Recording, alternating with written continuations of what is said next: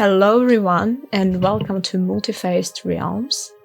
And here we discuss different adaptations and everything related to them. And we have three hosts.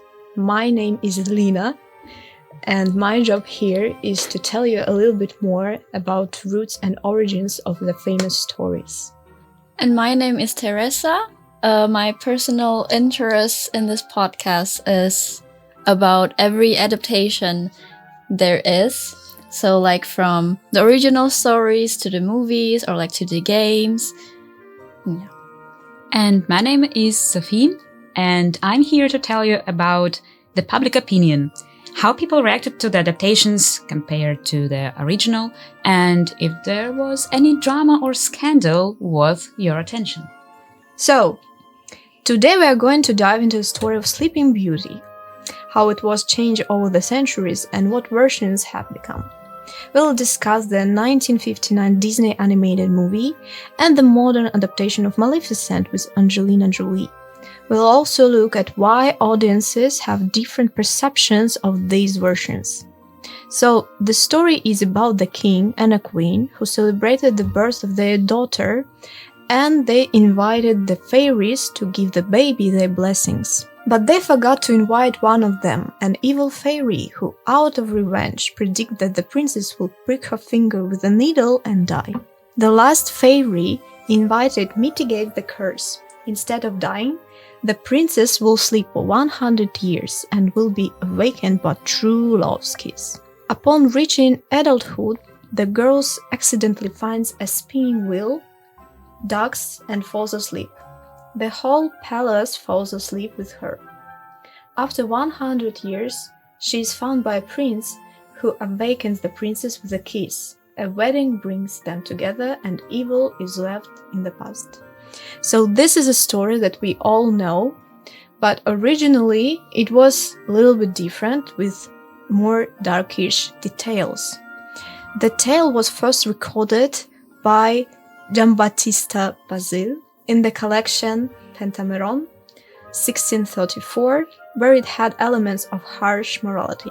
The Brothers Grimm in 1812 simplified the fairy tale into classic Sleeping Beauty story that we all know, removing the adult themes and focusing on the love of the prince and princess. Charles Perrault's version in 1697 and the original text by Giambattista Basile that was in The Sun, the Moon and Talia in 1634 include important details that have disappeared over time. For example, after awakening, the prince and princess spend time together and have children. However, the prince is already betrothed. His mother, an ogre, plots to eat the children and the princess herself. The plot is uncovered and the orc queen is killed, concluding the story with a happy ending. This is much darker than the story we are all used to. So Charles Perrault made the story softer. He added the scene of the princess waking up, but kept the motive of the evil orc queen. And then the Grimm brothers in the 19th century removed the cruel elements and focused on the love of the prince and princess. So yeah, also after that Disney also smoothed out the corners even more, turning the fairy tale into a beautiful and simple story about good and evil. Right. In 1959, Disney released the animated movie Sleeping Beauty, directed by Clyde Geronimi. The movie was heavily influenced by medieval art and Gothic design. The backdrops are made in the form of luxurious tapestry, which gives each scene the effect of a fairy tale ancient castle. The color palette also plays an important role. The soft pastel tones used to depict Aurora and the good fairies, which symbolize tenderness and innocence, while the dark shades of purple and green and black are used for Maleficent to emphasize her power and sinister aura. To enhance the atmosphere of the fairy tales, the movie uses classical music, which emphasize the magic and enchantment of what is happening. The central themes of the Disney animated movie are the beliefs that true love can defeat any obstacles. So Disney intentionally simplified the original plot which was more complex and dark plot, and instead focusing on the three main characters, Aurora, Maleficent, and Prince Philip. To give a light and fun note, in the animated movie were included comical and bizarre moments involving the three good fairies.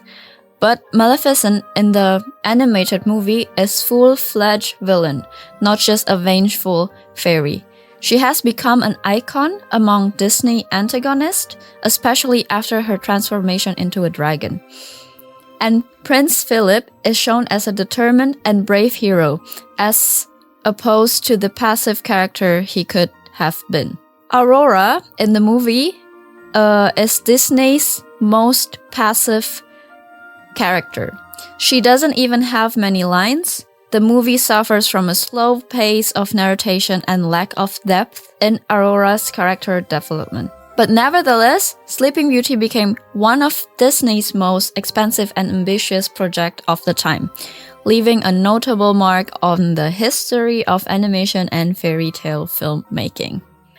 Moving on to 2014, where Disney made a remake of this story's Maleficent, but it's kind of like a plot twist because here we see the story through the eyes of the villain. So she turns out to be not evil at all.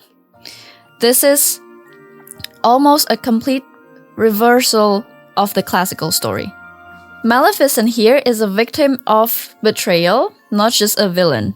And the true love's kiss comes not from the prince, but from Maleficent herself, which kind of breaks this classic pattern. So in the movie Maleficent, the plot is that Maleficent is a powerful fairy with an incredible strength and magic. And as a child, she was close to her lover Stefan, but he betrayed her to seize the throne and cut off her wings. In retaliation for her betrayal, he forces her to put a curse on his daughter Aurora, who on her 16th birthday, she must fall into a death-like sleep. So as time passes, Maleficent begins to develop deep feelings for Aurora, and her initial thirst for revenge gradually gives way to caring and love. And the fairy also strives to break the curse in Maleficent movie. So the main differences from the classical fairy tale Sleeping Beauty are that the villain in the original story is simply an evil fairy or witch. But in Maleficent, she appears as a complex and contradictory character. First vengeful and then redeemed through her love for Aurora. Also, another different aspect is the true love's kiss, which was the key moment of breaking the curse. In the original, it was Prince Philip who broke the curse.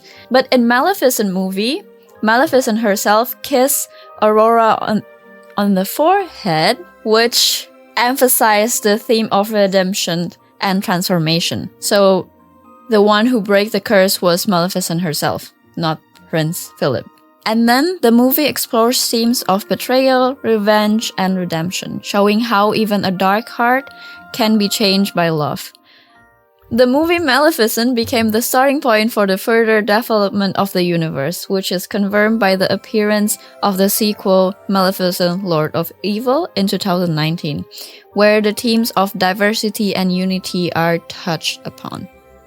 Overall, Maleficent offers a fresh look at a familiar fairy tale, transforming the image of the villainess into a complex anti-hero whose inner struggle and ability to love become the main engine of the plot. Although The Maleficent is a really good example of a Disney adaptation, it still wasn't greeted that warm as expected at the very beginning. People weren't really satisfied and happy with the way the story has been retold. They had many questions about the depiction of Aurora, of the fairies, of the Maleficent herself. People had questions about her motivation and if it's a good idea to reimagine the story from a different perspective. Spoiler, yes, it is. We will get to that a bit later. But yeah, spoiler alert, it was a good idea. The classical cartoon was greeted by the audience in the 1950s as a good, simple, classic love story, and that not only reflects the way the society was built and the morals of the society, but also the type of stories people were craving for. All children were craving for the love, for peace, for something warm and kind and nice, something comforting. And the Sleeping Beauty cartoon gave it to them. But with the time passing, the people got more used to more complex stories with more plot twists and with deeper characters who have inner controversies rather than just a simplified, this character is bad, this character is good, the bad guy is defeated, the good guy got the win. And this way, Maleficent brought a fresh look to the story, which actually was a really good idea for Disney to do, because as we can see now, there are many live-action remakes, such like, for example, Cinderella, that wasn't that bad too, or Beauty and the Beast. Fun fact, the Belle's dress had to be CGI'd. It wasn't a real dress, they had to make it CGI for it to function properly on the screen. Wow, I didn't know that. I also didn't know that. That's actually interesting. Yeah, I stumbled upon a video where a girl was talking about the philosophy of dresses in Maleficent specifically, but she brought us some interesting facts. A really good video to watch after you finish our episode. Really wonderful depiction of the topic. Beauty and the Beast was greeted pretty warm, but then the catastrophe began. Let me remind you that Mulan had an enormous scandal about Chinese history. Let me remind you that dark-skinned Little Mermaid. It was such a drama all over the internet. And do you even see what's happening with the Snow White in the media space at the moment? Because the main actress said that this is the reimagined version of the classical fairy tale, of the classical Disney movie. And then she was like, yeah, we're not going to talk about true love. It's all about a powerful woman. I don't have any problems with that. But at the end of the day, sometimes people just want to have a beautiful, simple story about good and evil. And Snow White isn't the story that could be reimagined this way, in my humble opinion. And in comparison to all the newer Disney remakes, the Maleficent stands up as an example of a good way to adapt the story, to give it a fresh look, to give it another perspective, and thus bring more complexity and more background and more sense to the classical story in modern world. Even the second part of the story, The Lord of Evil, wasn't that great in people's minds. It still is a solid continuation of the original Maleficent movie. But do you like the Maleficent movie? I do. I really like it, and I like it not only as a viewer, but as a person who writes their own stories too. I really like how they put the antagonist to the main spot in the story and made them change, grow, and develop new characteristics that made Maleficent a better person or a better fairy. And I think she gets her wings back at the end of the first movie. And after all the transformation she had, it feels like a good finishing point of the story that brings her to her full, new, but still recognizable character. I agree. I mean, for me, it's also like something fresh. I didn't watch it in the cinema, but I just feel like it's really a fresh thing for them to release such stuff, because like it's really interesting how someone who all this time has been depicted as a villain, and we kind of like see the backstory for like why is she even a villain, because like she was betrayed, you know?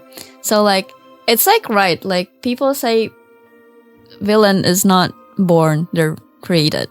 For me, one of the most interesting points here is that basically we went from darkish original plot that was more complex and with more details to really simplified version of, for example, cartoon, which is really a simple and really childish story. Yes, it's beautiful, yes, it's nostalgic, but the cartoon itself is really simple. But then we went to the movie, making the story more deep again and more complex again, but in a different way. Actually, I would like to watch, Sleeping Beauty original one in the movie with like orc queen who tried to eat children. Yeah. But it's completely different like side of the story and completely different point. And I like how they really reimagined, reworked, remade the original stuff into something more interesting, and like it's really different point of view, and you can tell. Yeah, and I would say that such things like such fairy tales, like old medieval fairy tales, they have to be adapted to the modern morals. If like if we were to like want to remake them or like make them into a movie or like a cartoon, we have to like adapt them somehow. So that the moral aspect are like accepted to our culture this day, which is probably like the case in not most adaptation. I don't know. If we talk about like Disney fairy tales, all of them are changed to the different sides. Yeah. Sleeping Beauty changed, Snow White changed, Mulan changed, Cinderella changed drastically. Changed, I think. Yeah. Little Mermaid changed. Like I don't think that there was a story that wasn't changed from the original one. Like some of them are just made more romantic, like Mulan 1. I wrote about the original, and actually there's not that many changes. That just no love story at all in original plot. Like it wasn't the case. It's one of the major changes, and it was more like, sophisticated because it's kind of ancient Chinese legend. So yeah, obviously it's not like that, but it wasn't drastically changed when, for example, if we will compare like Little Mermaid with completely different plots, I would say, obviously. So it depends, but sometimes it's good, sometimes it's bad. But when it comes to Disney, at first at least they were trying to make product for children. Yeah, true. So all the plots were simplified and romanticized. Yeah, and like...